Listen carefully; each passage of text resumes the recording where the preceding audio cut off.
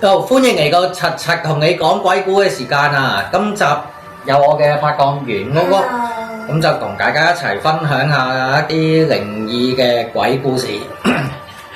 好啊！咁今集咧，我想同大家講一個靈異嘅故事咧，就係關於我朋友嘅。佢就本身喺國內工作，咁佢因為工作上嘅關係，咁佢就要搬翻落嚟香港住。咁佢就喺嗰啲即係香港嗰啲租屋網嗰度咧，咁就時間租咗間屋啦。咁嗰間屋個地理位就喺南比近福灣村嗰邊嘅。咁佢本身跟佢租咗之後，大概交5000蚊左右，200尺左右啫。咁佢去睇樓嘅時候，其實都冇乜問題嘅，嗰間屋 OK 嘅。好啦。咁就直至到佢搬咗即係佢租咗冇幾耐之後啊，咁佢就喺國內上面都已經係搬咗落嚟啦，係啦。有一日，咁佢有個朋友咧就叫佢 FaceTime，即係打電話俾佢同佢傾下偈，跟住 FaceTime 咧我話喂，你間屋咁平租咁啊開嚟睇下，即係又係村屋，係啊，家私正啊咁樣。咁個朋友咧就咁我朋友開 FaceTime 咪影俾佢睇咯。咁間屋咧就好奇怪嘅，唔知點解咧由日頭到夜晚都好啊，冇陽光射入間屋，咁成間屋好黑黑沉沉啊，即係啲 feel 嘅。咁好啊！當呢個朋友開咗 FaceTime，影俾對方睇嘅時候，咁對方電話入面，佢另一個朋友，我叫簡稱A 先生啦，係啦。A 先生個，哇喂，邊個，你窮人窮居啊？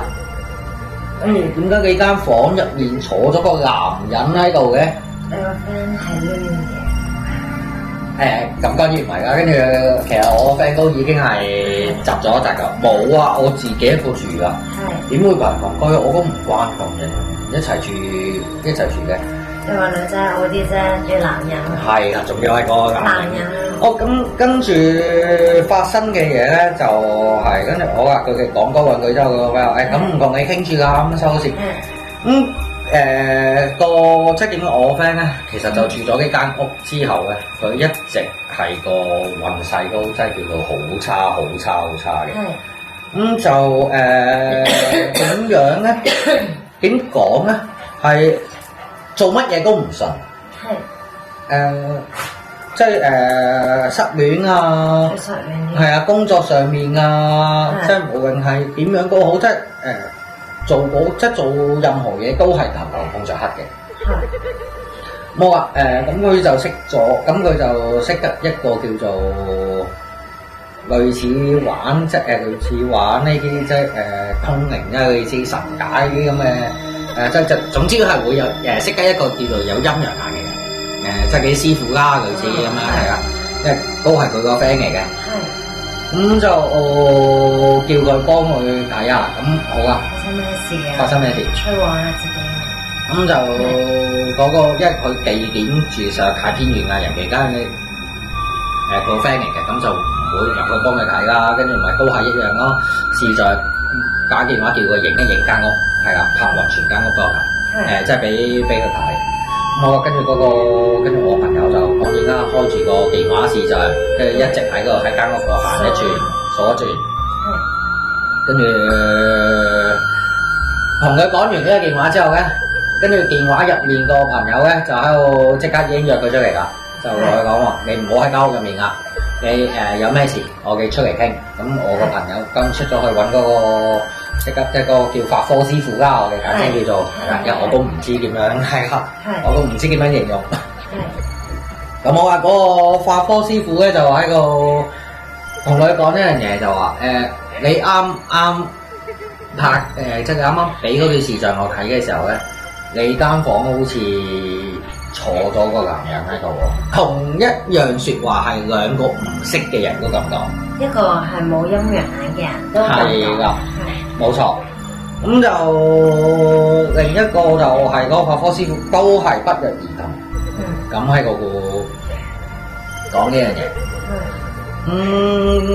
我朋友當然開始驚啦，咁問佢有咩解決方法？冇㗎，你間屋都有嘢喺度，一係搬走咯，一係我試下家幫你可唔可以解決到？因為佢本身係由細個界咧都學呢啲嘢，都即係識嘅。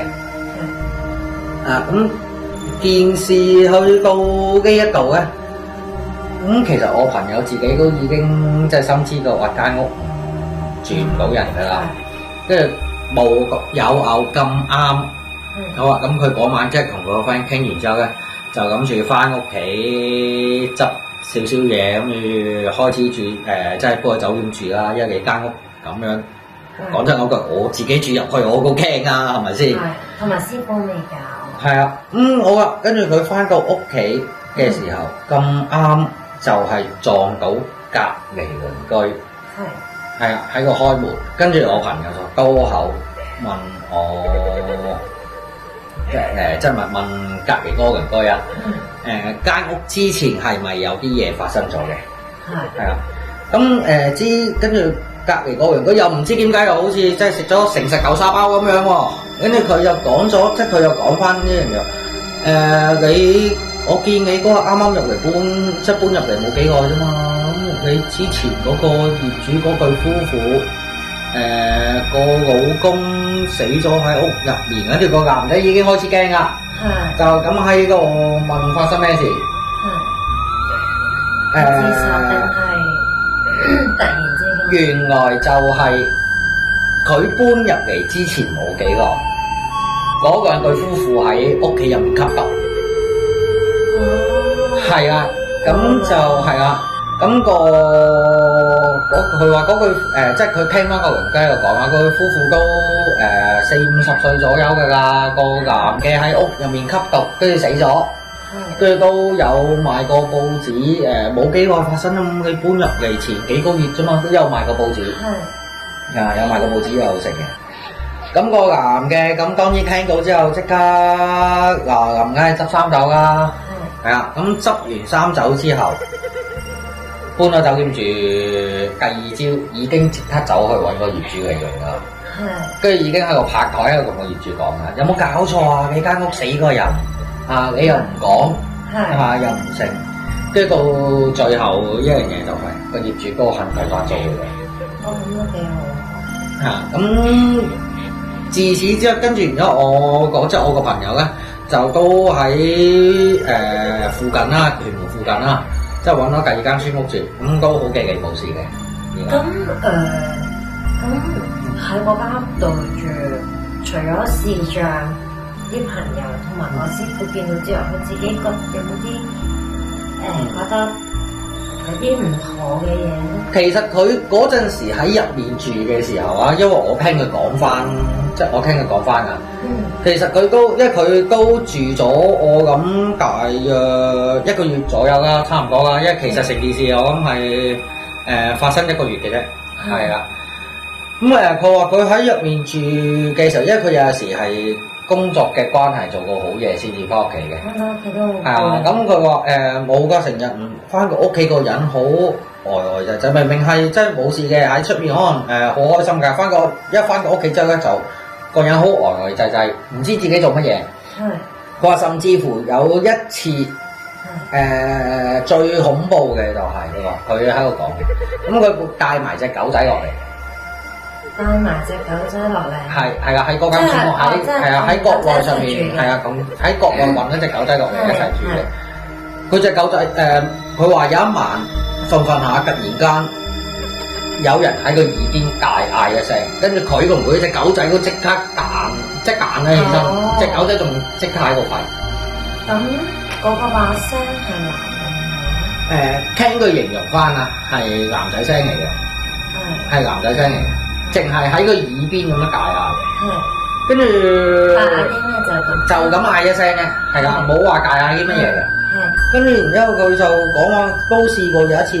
記得就係無啦啦，我喺房入面瞓緊嘅。第二朝無啦啦喺廳嗰張梳化就出現，即係佢自己瞓喺廳嗰張梳化。